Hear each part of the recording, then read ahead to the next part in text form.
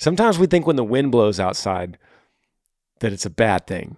Oh man, it's windy today. Hey, I like it when it's a windy day. It's stirring things. It's knocking those dead branches way at the top of the tree. It's knocking that stuff out. It's cleaning things up a little bit. All that dust on the sidewalk, it's blowing it off. It's cleaning it up a little bit. It's good to have a stirring in your life. I think you're going through a stirring season, and I would lean into it and not run away from it.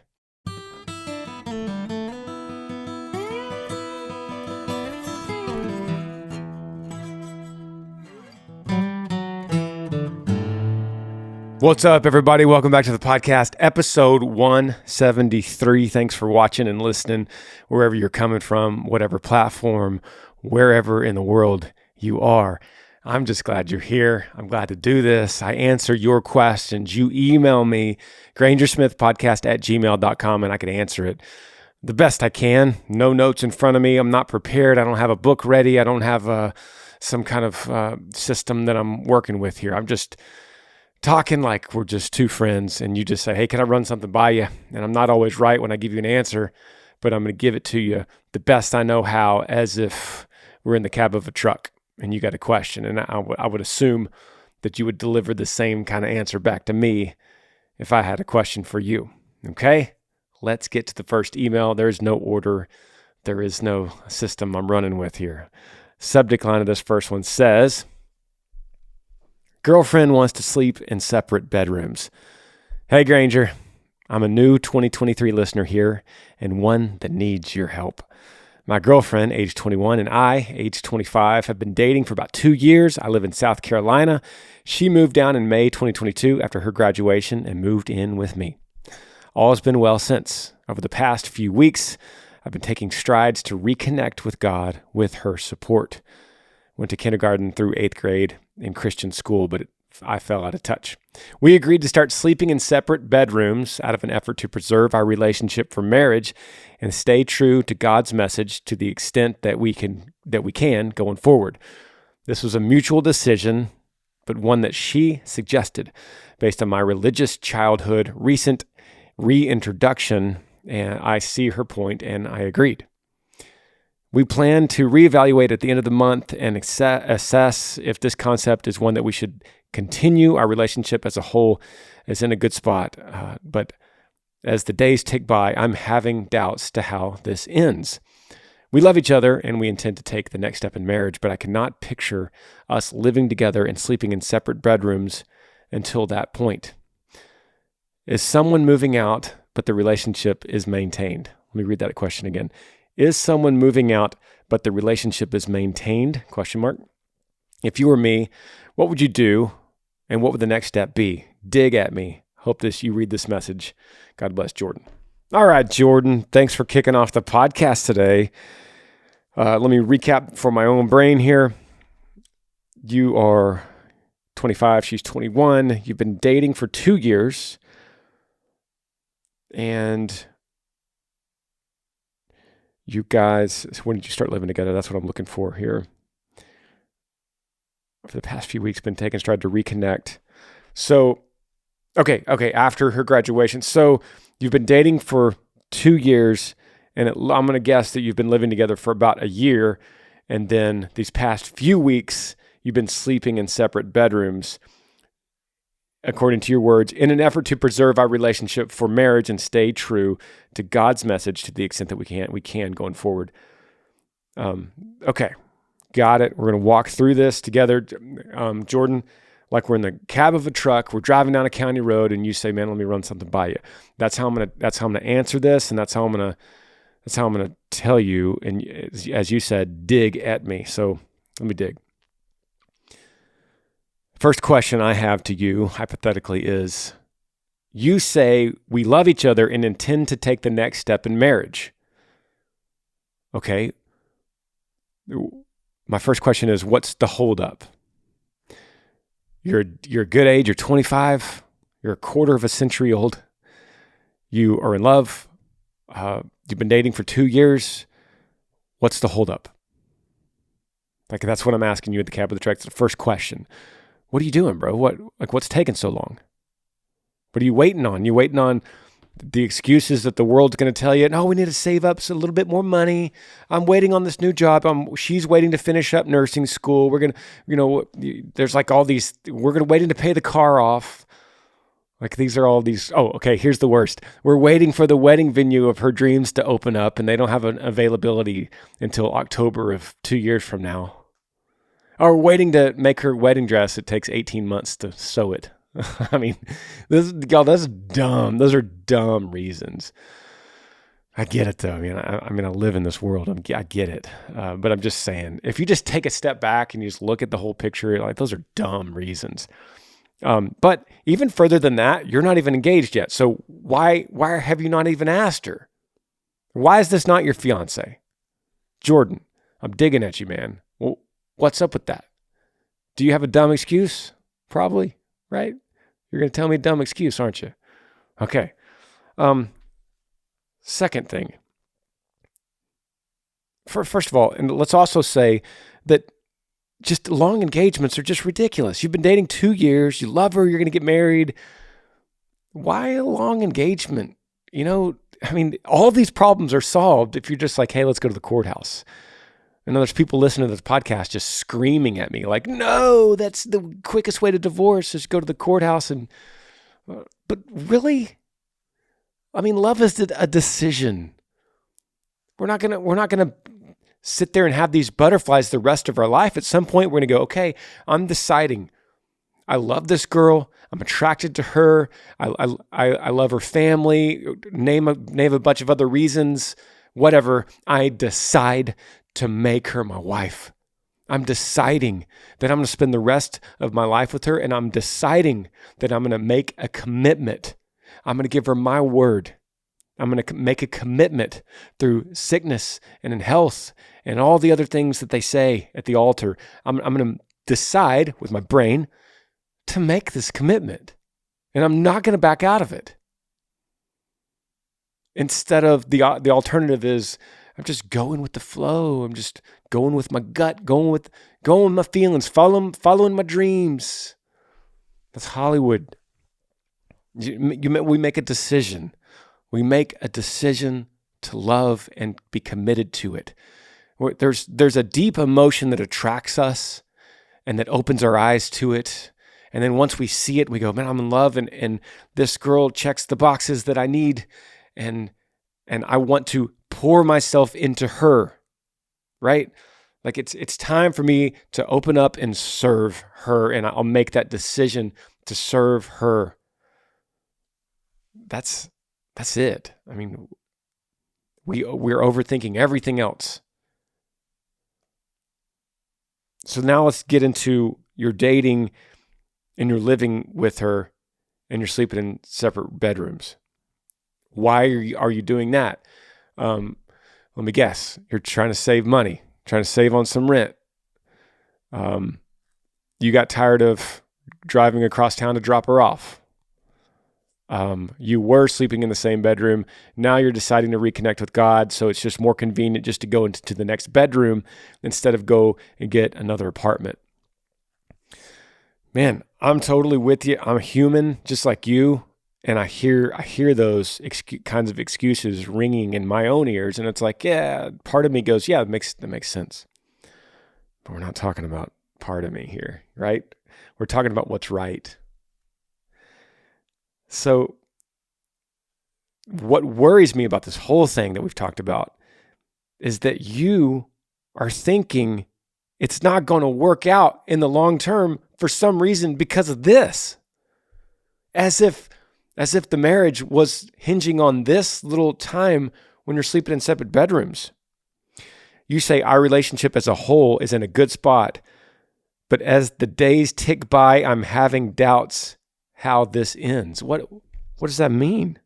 We love each other and intend to take our next step in marriage, but I cannot picture us living together and sleeping in separate bedrooms until that point. Why? Two questions, very simply. First question is, then why are you going to wait? I understand you love this girl and you want to jump her. Okay, then go to the courthouse. Why are you waiting so long? Where's the ring? Where's the proposal? Where's the quick engagement that solves this problem for you? You see, the problem solved.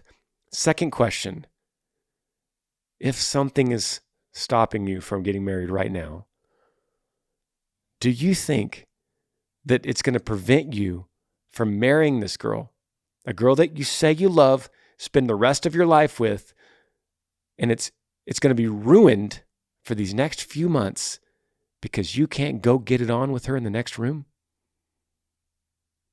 You hear how that sounds? You hear how ridiculous that sounds? Is she not worth it to you? Is your manly instinct more important to you than her dignity, her respect, her honor, a true selfless love for her? Is your selfish, manly desire, fleshly desire, is that more important to you than honoring her? That giving her this gift for the rest of her life so you could say, I honor you, I honor God and my love for you over just sex right now? The same sex that we'll actually have when we're married? Is that what you're saying? It is what you're saying. I'm acting very nice on this podcast, but that's what you're saying. You're saying, I love her. I want to spend the rest of my life with her. I honor God, but I don't think I could go very much longer without having sex with her. So I just don't think this whole thing's going to work out. Might have to find another girlfriend, one that just lets me do whatever I want, because when I want to get it on, I want to get it on. That's what's happening here, man. And so because I'm trying to give you the best tough love I can as a friend. And I would hope that you would give me the same thing back, because sometimes when we're in a situation, we can't see it. When we're on the outside, it's really easy to see. And I've said a lot. Let's move on to another question.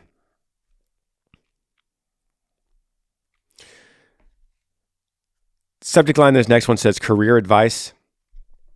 Email says, hey Granger, love the podcast. It's helped me a lot. I'm Nathan from Southern Illinois. I have a question about how to get started in a career. So I want to be a conservation officer / game warden. I have a wildlife management degree. I've been outdoors my whole life. Wildlife is my passion. I don't know where to start though. I've contacted my local conservation officers, but the hardest part is that there are 50 states and I don't know what to research or how to do so. That's just so many possibilities. My family is not big on talking about my personal, emotional things, and they're not very supportive. On top of that, I'm trying to build my relationship with God and Christ and make that better, although I'm struggling with dealing with being single. So all three problems are making this very difficult. I'd just like some advice from a Christian standpoint. Sorry for being a 3-part question. Thanks for everything. I appreciate it. Yee. Nathan, I was when I read these questions, y'all, I'm reading it for the first time as you're hearing it for the first time. So I'm processing what I'm hearing just like you are on the podcast. And I'm like, as the question got more complex, I'm like, man, I thought this was just career advice, and it's gotten deeper. We got family involved now. We got faith involved now. Let me back up and go to the second 2 questions. Okay, your first one's dealing with being a conservation officer, game warden, and then the second part starts into this whole, my family's not big on talking about personal, emotional things, and they're not very supportive. Your third question is, I'm trying to build my relationship with God and make that better. And then kind of a fourth question that you didn't mention is you say, and I'm struggling with dealing with being single. So there's really 4 things going on here. And I don't think, like, the family thing, that's just going to come with the confidence of you dealing with these other things. Okay. Your family not talking about emotional things and being supportive and you being a game warden I'm going to make that irrelevant to this conversation because you're going to do this no matter what. You don't need their emotional and verbal support. You don't need that unless you're 6 years old. You're not. The struggling with being single part. Okay. I'm gonna put that in the category of the game warden thing too, and I'm gonna say let's nail down this job thing because we can't deal with the single thing first until we get the job thing figured out. Because this is gonna give you a lot of confidence as you start stepping into this field. Okay, and then lastly, the fourth thing and the most important thing is your relationship with God. And that's kind of came out of this email just completely out of the blue. On top of that, I'm trying to build my relationship with God and Christ better. That's exactly what you typed.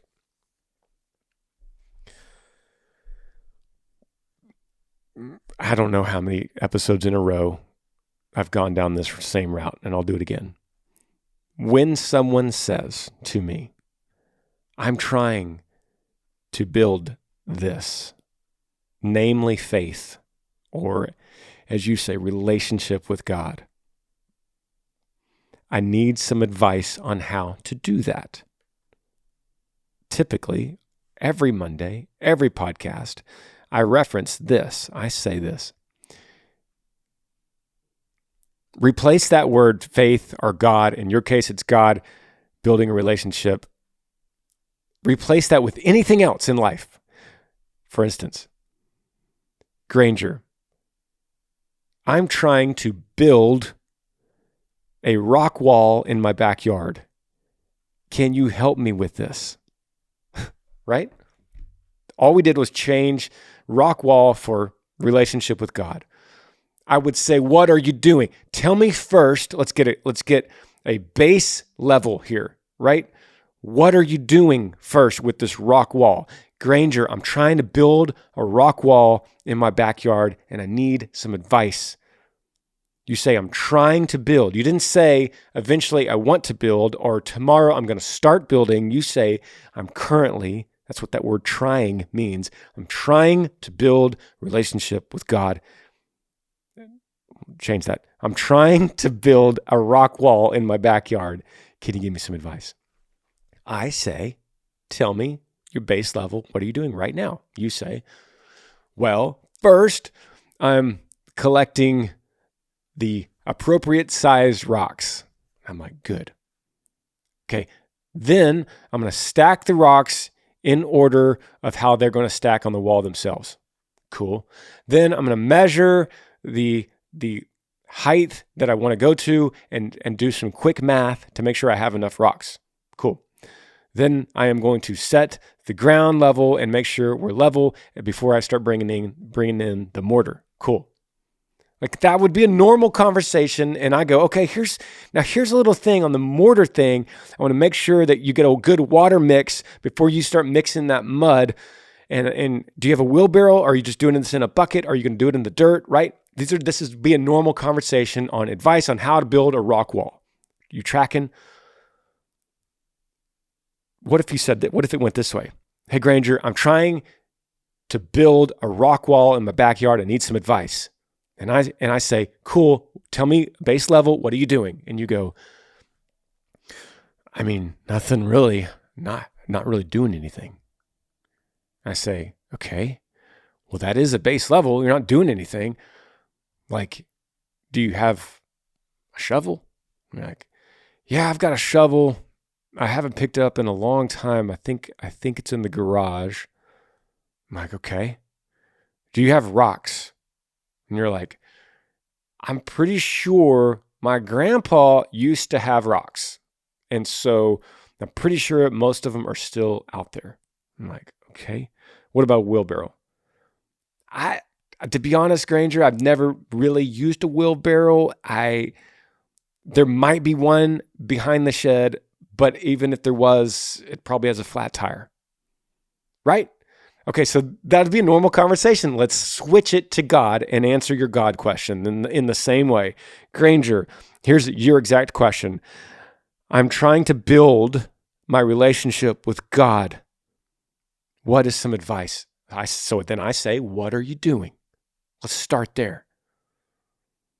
And ultimately, the beginning of that should always start with, instead of rocks, it starts with surrender.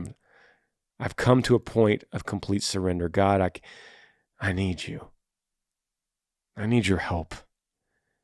I'm hungry to learn more about you. There's something missing in me.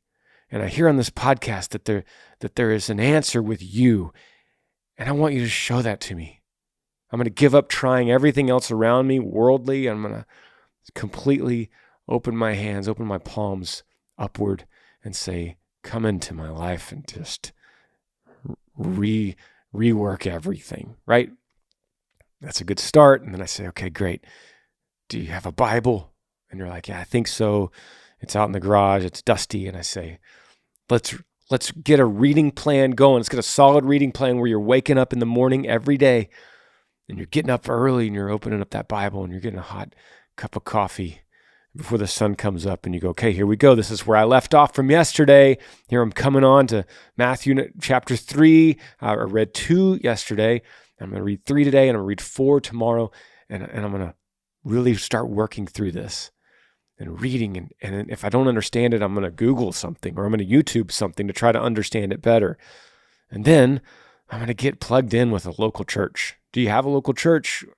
Grandpa used to go to one, but I'm not sure where it is. Maybe I could go and figure it out and see what Grandpa did there and get plugged in and maybe meet the pastor and just be vulnerable and just tell him, hey, I'm Nathan from Southern Illinois and I'm just not really used to going to church and this is all new to me, but I'm hungry for it and I'd like to start learning. Can you tell me where to start? And the pastor's like, absolutely. What are you interested in? And let's get you plugged in and let me introduce you to a couple people and services at 9 a.m. on Sunday. You think you can come? And you're like, yeah, do I have to get dressed up? And he's like, no, man, you just come in your boots and your jeans. That'd be just fine. And bring that. You got a Bible? And you're like, yeah, actually I just dusted it off. I started reading. I'm in Matthew 3. And he's like, great, bring it with you. We'll talk about it. And then he's like, you mind if I pray with you real quick? And you're like, yeah, I'd like that very much. Does that sound right to you? That seems, it's not complicated. It's like building a brick wall. What do? You start with the rocks. Building anything.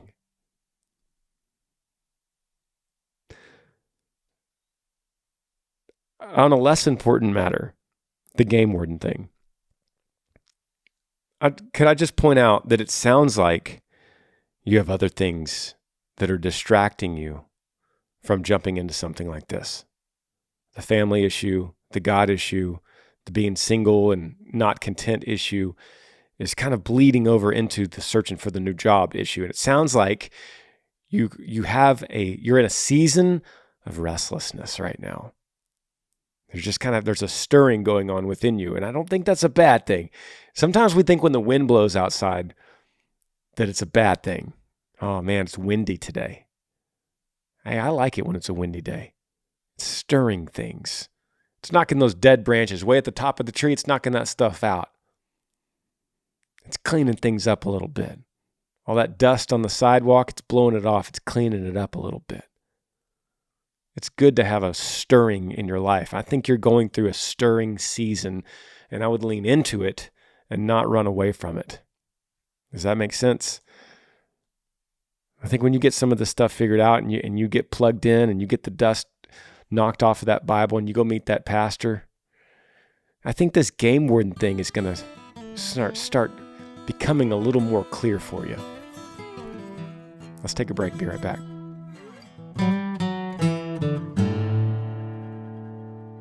Podcast today is brought to you guys by Omaha Steaks. If you're ever looking for a unique gift idea, something that actually matters, something that you could actually get satisfaction in. And I'm talking about that kind of gift that you can get for yourself. Hey, I don't know a better thing for me than when I open the door to my porch and I look out there and I see a box of flash frozen Omaha steaks. That gets me excited. I don't like going to the grocery store. I don't like planning that far ahead and taking steaks home and getting the meat and putting it in my refrigerator. I like to just open up my door and like, oh yeah, I forgot I ordered Omaha steaks. There's dinner tonight. You know, every steak and every entree is flash frozen, vacuum sealed, and ready to share with your family.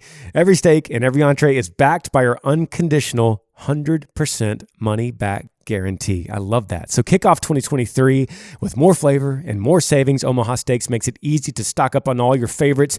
Go to omahasteaks.com and use the promo code Granger at checkout and get $30 off your order. Save up to 55% on select Omaha Steak customer favorites. Buy more and save more when you stock up on these mouth-watering items. That's $30 off an endless variety of gourmet choices, from perfectly aged tender steaks to juicy burgers, decadent desserts, and classic comfort meals. Every bite is guaranteed perfect. Visit omahasteaks.com and enter Granger at checkout to get $30 off your order. Omaha Steaks just isn't steak. It's the best steak of your life, guaranteed. There's a reason why Omaha Steaks has been the leader of gourmet steaks and food since 1917. No one comes close to matching the flavor, tenderness, and value of Omaha Steaks. Visit omahasteaks.com. Use that promo code Granger at checkout to get extra $30 off your order. Minimum order may be required. Podcast also brought to you all by Fabric. You know, if you need a New Year's resolution idea, I got a suggestion. Stop putting it off and finally get that life insurance. Fabric by Gerber Life is an easy, all-online solution you've been waiting for. It's super simple. From people like me that just don't want to have to go into a place and sit there and talk to somebody and have an appointment, there's a different way. If you want to get your financial future organized, look at Fabric by Gerber Life. Fabric was designed by parents for parents to help you get a high-quality, surprisingly affordable term life insurance policy in less than 10 minutes. Fabric's new lower cost could mean potentially significant savings over other providers with great quality policies like $1 million in coverage for less than $1 a day. That's crazy. Also, it only takes less than 10 minutes to apply, see your quote, and then personalize your quote to fit your family's needs. You could be offered coverage instantly with no health exam required. You guys have all heard of Gerber Life. They've been trusted by millions of families like yours and mine for over 50 years. Protect your family today with Fabric by Gerber Life. Apply today in just 10 minutes at meetfabric.com/Granger. That's meetfabric.com/Granger. MEET fabric.com/Granger. Policies issued by Western Southern Life Assurance Company, not available in certain states. Prices subject to underwriting and health questions. And then for the last few weeks, you've heard about this podcast being brought to you by Cozy Earth. And we got some new Cozy Earth sheets and bedding in the mail. And Amber absolutely loves it. She's like, what is this stuff? Did you get it for your podcast? And I was like, yeah, if you like it, it's Cozy Earth. She's like, I love it. It's craft luxury goods that transform your lifestyle. They've been featured on Oprah's Favorite Things. All products are made from responsibly sourced viscose from bamboo. They all come with a 10-year warranty. It's been temperature regulated, which we really need in the heat of the summer and the cold of the winter. They offer premium bath products made from viscose from bamboo. They offer a plush collection as well as their new waffle collection. The stuff is really good, but Amber, my wife, could attest even more than me because she took it out of the box quickly and just started putting it on our bed. I was like, oh, I guess she likes it, but it's really soft and really comfortable. Cozy Earth provides an exclusive offer for my listeners today, 35% off site-wide when you use the code Granger at CozyEarth.com. That's code Granger to get 35% off site-wide at CozyEarth.com. Back to the podcast.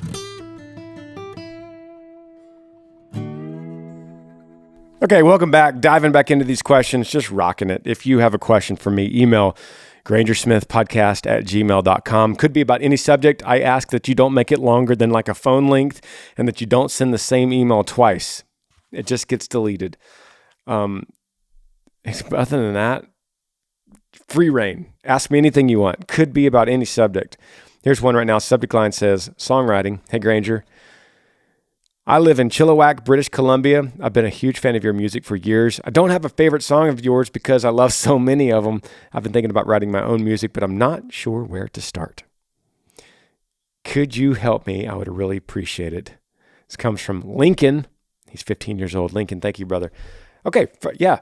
The first thing in songwriting that I would say, the first piece of advice is learn an instrument. Piano, guitar. I say that 2023 is probably the best time ever in the history of musical instruments. This is the best time to learn one because of this such a wide, vast accessibility of lessons for free on the internet. I mean, you can learn how to play guitar from TikTok. You can learn how to play guitar easily from YouTube, or same with piano, and it's all free. You got to skip through a couple ads every once in a while, but it's free other than that. And it's just a really good time to go down to your local music store or Facebook Marketplace or Craigslist or a pawn shop or whatever, or your grandmother like I did, and get a little guitar, get a little keyboard, some headphones. When you start learning an instrument, that will open up the world of songwriting. Do that first. Learn your way around chords and progressions. Play your favorite songs on the radio. Play your favorite songs wherever you love to hear them, and learn them well. Learn to sing along with them. And that is the first step in understanding the craft of songwriting itself.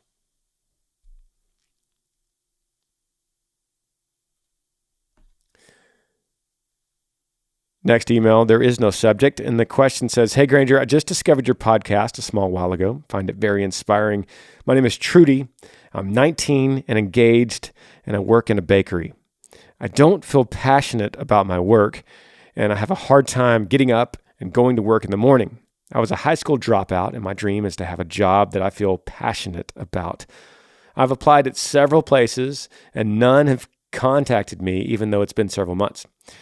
Do you have any advice on how to obtain a job that I would like despite me not having graduated? Look forward to maybe hearing from you. Thanks." All right, Trudy, thank you for the email. And thanks for recently discovering the podcast. This high school dropout thing, it's a thing of the past for you. It's not a roadblock. It's not a hindrance to you. There's a couple ways to look at it. One, it sounds like you are mentally held back by this being a dropout thing. I would counsel you, if we're friends, to say, and we are friends, by the way, to say, because of that obstacle in your mind, because you're not coming across in this email saying, "Look, I didn't finish high school, but that doesn't matter because I'm doing this. That's not you. Because of that, I would say you're going to pursue a GED online. You're going to get that diploma online, and you're going to continue to work in the bakery while you do it. You have a good job. A lot of people don't have a good job. This is a secure thing. You might not be passionate about it, but that's okay. Careers are kind of like relationships in 2023, as far as when we see things on social media and we see influencers talking and we watch movies and we see this idea that there's glamour in our career, and our career defines us. Like, we are what we do. And so we should live our dreams out and live it vibrantly, because when we do that, everyone around us will be like, wow, that person lives vibrantly. They have a vibrant job. They must be a crazy, vibrant, crazy person. Wow, so much mad respect for that person. And it's all just a mirage. What we do is not who we are. I don't have to say, too, that being a baker is not a bad thing. There are some very glamorous bakers out there, right? Like, being a baker could be a very well-respected job. that's not your point. You're not passionate about it. My point is, you don't have to be passionate about your job to be a passionate person about life. You don't have to be a passionate person about your job to be a passionate person about your life. You just don't. It's about doing things with excellence. I tell my kids this all the time. Guys, do things with excellence. Everything you do. What if everything that you did from when you wake up to when you go to bed was done with perfection, with excellence? Like from brushing your teeth to making your bed, to taking your shirt off of your hanger in your closet, and when the hanger pops back up and kind of loops back over the other hanger, you stop and you fix it and you correct it and you line it up. I'm not talking about weird OCD, obsessive compulsive. I'm not talking about that.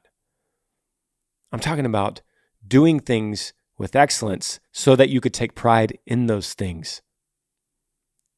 And being a baker is a really good example of going in the morning and you got your apron on and you got your workspace completely clean in the morning. There's like little crumbs on there, maybe from yesterday, and you clean it off and you make that table nice and perfect, and you get everything, you get your dough all lined up, and you go to your oven and there's like smudges, there's finger smudges on the buttons of the oven, and you get a rag and you get that all wiped off, and it's just like perfectly crystal clean on the dashboard of the oven, right?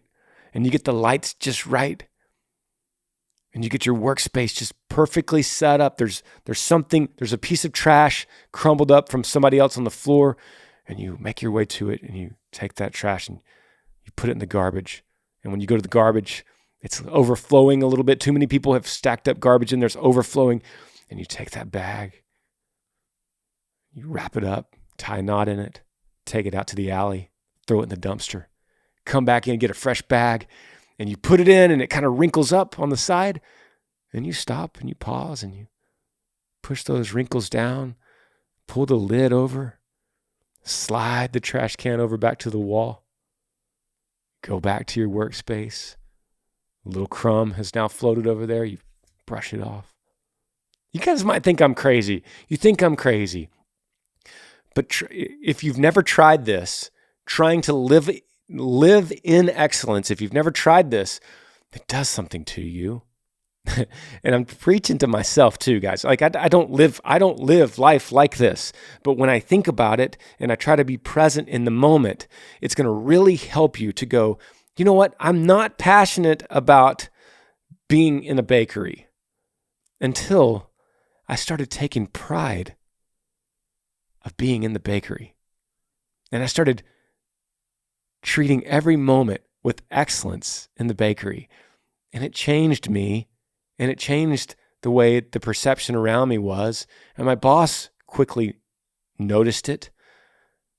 And it just spills over into everything in your life. And then you go outside and you get into your car and there's stuff on your floorboard, and you clean it up, stop at the gas station, throw it in the trash right there, wipe off your dashboard. I'm telling y'all that living a life like a monk or a Navy SEAL or a Army general, if you try that, it's crazy how you could take something that could be mundane, like working in a bakery, and all of a sudden become something that's a work of art.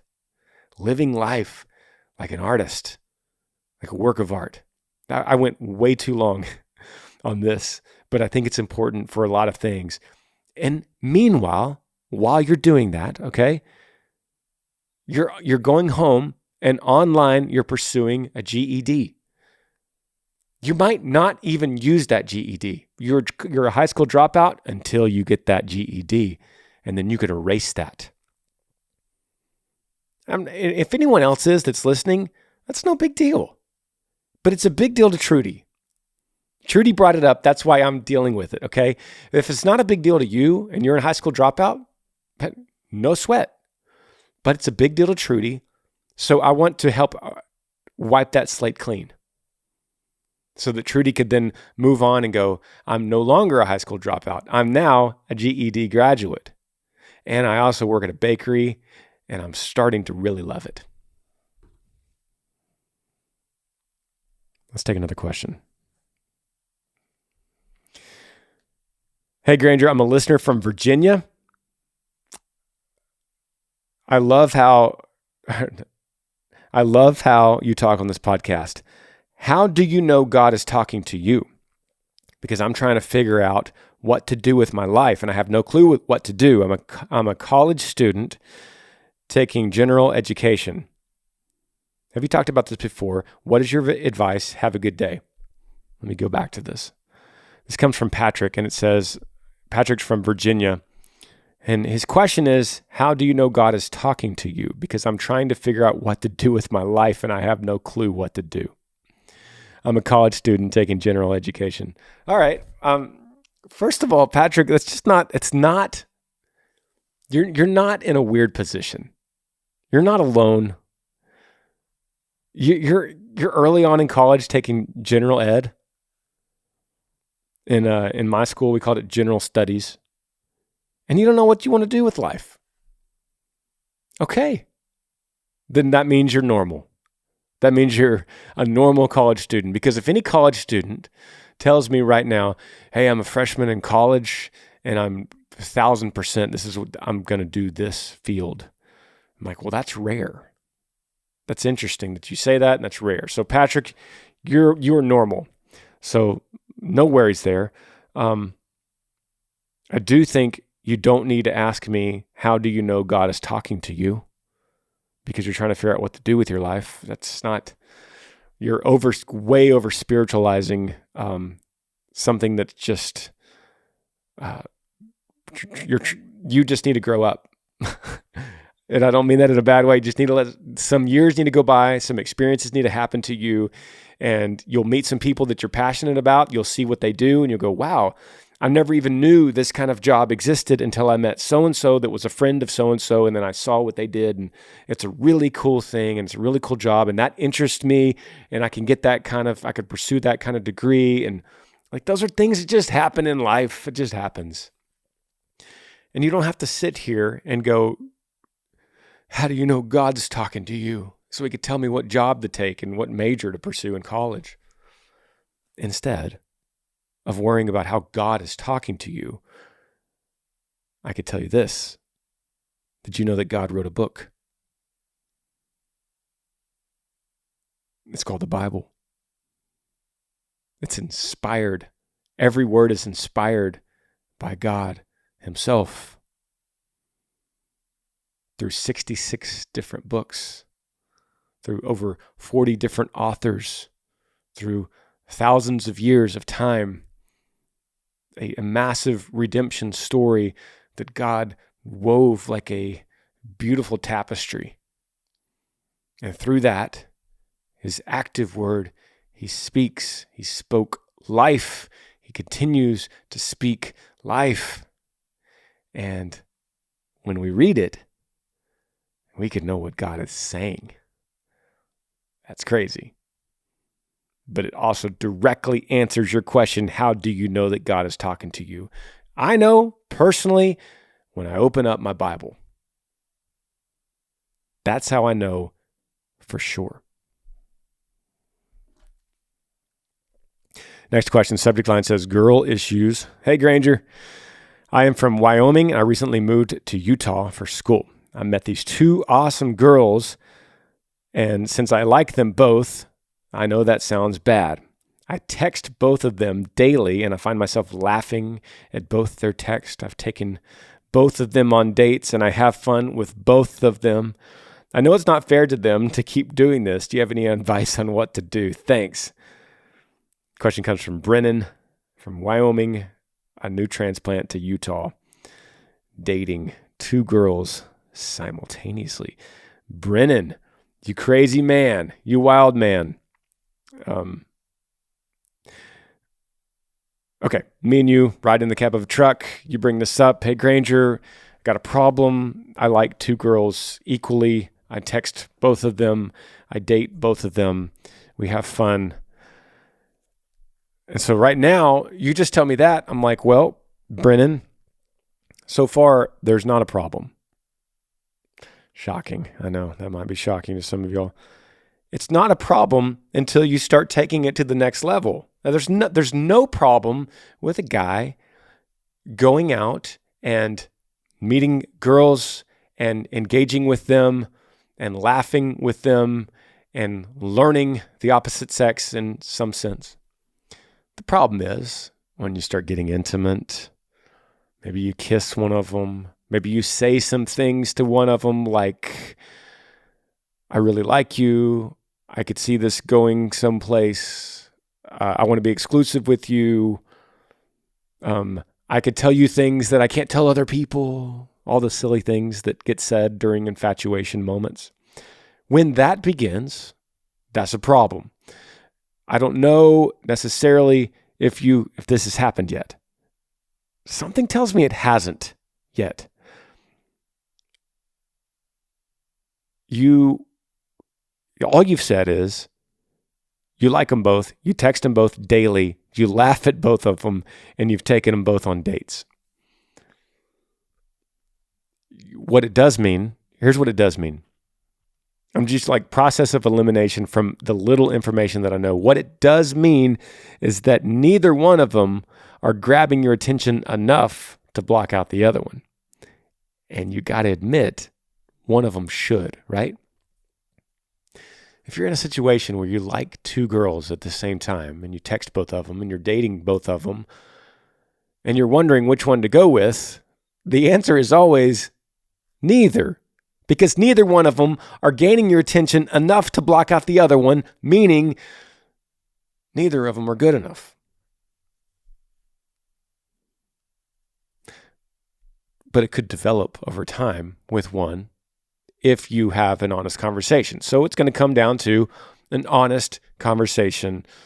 Whenever it starts increasing, you don't have to do it now. It's just only when this starts to get to the level of intimacy or saying nice little sweet things late at night on the telephone. When it gets to that point, it's like, I need to be completely clear and say, I'm also seeing another girl named Sarah, and we've been on a couple dates, and I text her too.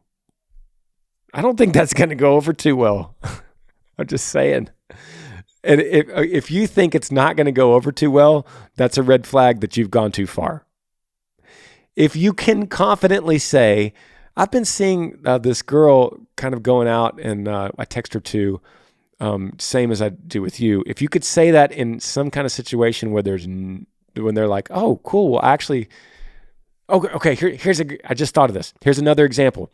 If you say that in a casual setting and they say, oh, yeah, well, there's this guy named Mark. I actually have been kind of seeing this guy named Mark too and texting. And so, yeah, no big deal. How does that make you feel? That's a good test. If you're like start burning up inside, you're like, who's Mark? What do you mean, Mark? Because there's a problem. What if both of them did?